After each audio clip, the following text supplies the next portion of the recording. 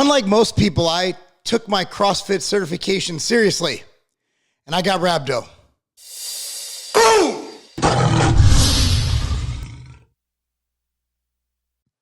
Hey everybody, what's going on? So, those who've been following along, boy, have I had the best prep in the history of preps as far as how I look. I'm grainy, I'm dry, I'm 208 pounds when my limits, I should weigh in at around 211, meaning that I get to eat into the show. I'm grainy, I brought up my hamstrings, and I thought I willed myself to feel good. For the last couple weeks, around 10 to 14 days, for those who've been following me a while know I have irritable bowel syndrome, and it has been under control. Now, I wanted to, again, I'm not making excuses. I'm quitting. I'm a quitter. But I'm going to tell you why I have to duck out of the show doing the Tampa Pro, a show that I've been so excited about because I'd get to share a stage with top 5 Mr. Olympia competitor Nathan Epler, Keon, so many other talented pros that I actually aspire to look like, that I look up to, that it would be an honor to share the stage. But I have to pull the plug. So about 10 to 14 days ago, I started getting some irritable bowel issues, and it's been since I fasted around 2 years ago. It's been gone. I haven't had any issues. I started getting some blood in my stool, and I'd have to take Pepto-Bismol not to, I have IBS-D, and Imodium not to, for lack of better terms, poop all over myself. And, but I'm like, dude, there's no way I'm dropping this show. For those of you who know how diarrhea works, it dehydrates you, and I drink a ton. I have my electrolytes, but it's systemic, and it's also a stressor, and stress can lead to a lot of things. And muscle stress, along with systemic stress, can lead to rhabdomyolysis, which is what plagues CrossFitters and a lot of intense athletes, in that basically your muscles let off byproduct and your kidney can't process it fast enough, which ends up leading to potentially long-term kidney damage. I think 6 to 40% is long-term. It's some crazy number. It's very dangerous. Lucky for me, it's a very mild case. And I believe that my supplementation and health cautions that I take made it so I'm still able to function. I don't have to take time off work. I don't have to go get dialysis or IV drips. I just need to hydrate. So long story short, not only am I experiencing this irritable bowel pain, but we end up going to Charleston, South Carolina on a family vacation. 20,000 plus steps a day. It's 100 plus degrees out and humid. And so I'm getting more and more dehydrated. And I noticed that even though I'm avoiding things that would hurt my back, my lower back is killing me. And I could train chest on a Monday. I'm still sore on a Friday. My whole body's sore.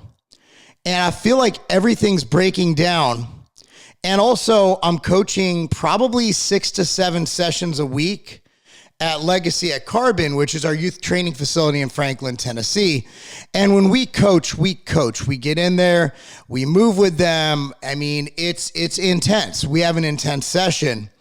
So I'm doing my cardio every day. I'm doing my hikes every day. I'm weight training like it's going out of style. And it just keeps getting worse. And my lower back was feeling really good. I was doing the peptides and I was feeling really good. And I'm like, why is my lower back hurting? So I'm getting massages, and then it all kind of came together, and talked to some professionals I know, got checked out. And so my IBS is flaring up. So I am going to be making an appointment. It's hard to get in, but I need to get some tests run. Not sure what those entail, probably blood work and everything. And I definitely need a colonoscopy, which they put you under for. And I'm going to see if I could be awake for it. I don't like getting put under, but I have to get a colonoscopy run. And and basically see what the hell's going on. So I've been under a tremendous amount of stress, good stress. We're not really going into details or specifics, but we've been, my partners and I, through one of the companies I own, part of, we've been going through due diligence, which closed, I believe, 3 weeks ago on a Monday, where we actually partnered with a very large omni-channel corporation. So not only did we have to go through due diligence since January, but we also, partnered with this company, sold a majority, and we've been absorbed into this large company. Plus, tigerfitness.com, MTS Nutrition, all the brands we're a part of. And obviously starting Legacy at Carbon, my stress levels have been very good. It's good stress, or as they call it, eustress. But it's still stress. And the movement, the activity, it finally came to a head. And I put off making this call as long as I could. But there's absolutely no way I can go another 3 weeks pooping blood and having kidney pains, because your kidneys you don't mess with. Like, even my hardest hardcore bodybuilding friends are like, you got to go. You're done. Like, kidneys you don't mess with. So essentially, it's not a drug thing. It's not because I took orals or this or that. It's not Tren. It's not anything crazy. It's not, obviously, I'm not taking diuretics at 4 weeks out. That'd be insane and pointless and stupid. It's because I'm overstressed and I'm overtrained, and my bowel condition led to dehydration. I apologize to everybody who's been cheering me on. I feel like I've let everybody down. I feel like I've let myself down. But at this point in my life, I just don't care. I just don't. The old Marc would have probably pushed through this, and what happens, happens. But I mean, my family, they're everything to me. And Legacy at Carbon, the kids I coach, they're everything to me. And my employees and my companies, they're everything to me. So just because I let down a couple people who don't like me on Instagram and Twitter and YouTube doesn't define me as a man. The future of me competing. So my wife and I'm driving my son Thomas actually has a powerlifting meet 5 hours away. So we wanted to go to bed early, but my wife and I discussed this because I told her I'm going to tell everybody that I can't do the show and I can't guest pose. I just can't. I have to go on this thing called the BRAT diet, BRAT diet, which is basically bananas and rice. And it allows your body to heal. It's a very bland diet that allows, so I'm not going to be getting, I might be getting 100 grams of protein a day. I'm going to lose size, might get a little puffy. I'm definitely not going to guest pose in that condition. There's no way I'm going to embarrass myself and embarrass the sport of bodybuilding not being in Lobliner condition. I'm just not going to do it. So I talked to my wife for hours last night, and I love competing, and I earned my pro card at 41 years old, and I really want to get on a pro stage. But I was explaining to a gentleman named Steve in the gym today, and I'll explain why I was there so early with a new crowd. In your 30s, you want to do this, right? In your 40s, you want to do this, but most likely you're doing this. Let's be honest here, guys. I'm 41 years old. I work 18-hour days. I own multiple businesses. I actually have a boss now with one of my companies. I'm not just flying by the seat of my pants like I do all the time. So I have to answer to somebody. I have to answer to a board. I'm not going to get better. I'm always going to be a bodybuilder. I'm always going to train hard. I'm always going to have abs. I'm always going to lift heavy. I love it. I love the sport. It's been so good to me. But let's be honest, guys. At 41, I don't have the best genetics. I'm not Dexter Jackson. I'm not Brandon Curry. I'm not Phil Heath. I'm just a guy who really loves training and really loves overachieving and proving people wrong. And I'm not there. It's just not, I don't have it in me. I want to dedicate my life to coaching my kids at Legacy at Carbon. I want to dedicate my life to running my businesses. I want to dedicate my life to growing Ambrosia to be a $100, $200, $300 million brand, which it will be. Mark my words, that brand will be $100 million before you know it. We're on our way. We're well on our way there. And Tiger Fitness is great. I can't. And my wife, you know, I've put her through so much with my career aspirations, with my illusions of grandeur in my mid-30s. And my kids, you know, Preston is playing football this year, right? There's no way I'm coaching a camp June 26th, 27th, and 28th. July 26th, 27th, and 28th. That would be a week out from my show. Do you really think that I'll be able to effectively coach Pee Wee football a week out from a show? Am I ever going to be able to take a month or two for peaking out of my life to compete? It sucks. It hurts. So this morning, you know, my wife and I didn't get to bed till like midnight.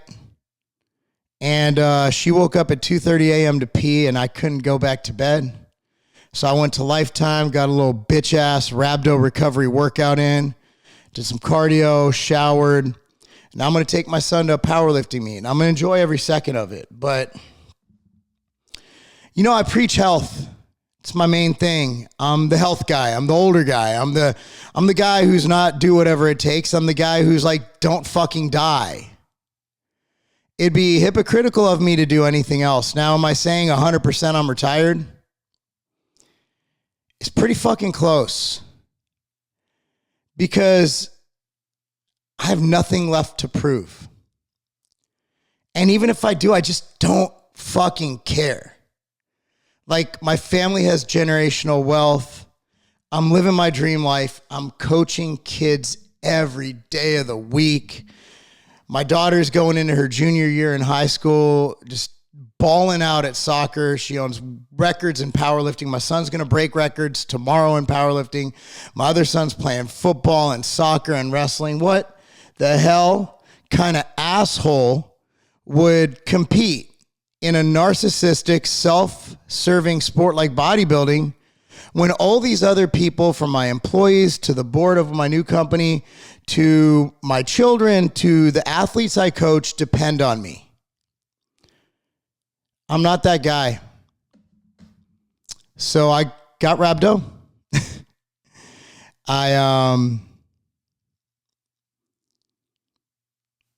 It's a curtain call, bro. Reality kicked in. I'm not immortal. I felt immortal for about 2 weeks, and then IBS hit, and then Rhabdo hit. And now, yesterday I went outside. This is when I knew it was over. My kids are playing wiffle ball. I came home, 7:30 p.m., and I go out there and I pitch the ball to Thomas, and Preston gets it. He hits it, Preston gets it. He throws it back, and it lands on the floor. And I couldn't pick it up because my lower back kidneys hurt too much. I didn't get into fitness to be that dad who can't pick up a fucking wiffle ball. Yet here I am. Maybe I'm not the tough guy that many of you might have looked up to. Maybe I'm not the superhero. Maybe I'm not even the machine. My kids don't need the machine. They need dad. My athletes don't need the machine. They need Coach Marc. My employees don't need the machine. They need Marc Lobliner, CEO. My wife doesn't need the machine. She needs a man to love her, protect her, and provide for her. Appreciate everybody. Sorry for the bad news. Sorry I let you guys down. It fucking sucks. I filmed some videos about my prep. They're going to go up because I filmed them and content is king. So when you watch those videos, know they were filmed before this realization. It was me fooling myself thinking that I could fake it and pull through it. I'm done, guys. But the channel lives on. My goal is 7 videos a week on YouTube. 7 videos a week. Appreciate you guys watching. Thank you so much. I'm Marc Lobliner. Be sure to like this video, subscribe to this channel, click on the notification bell. This isn't the end. This is the beginning, and that's not a game.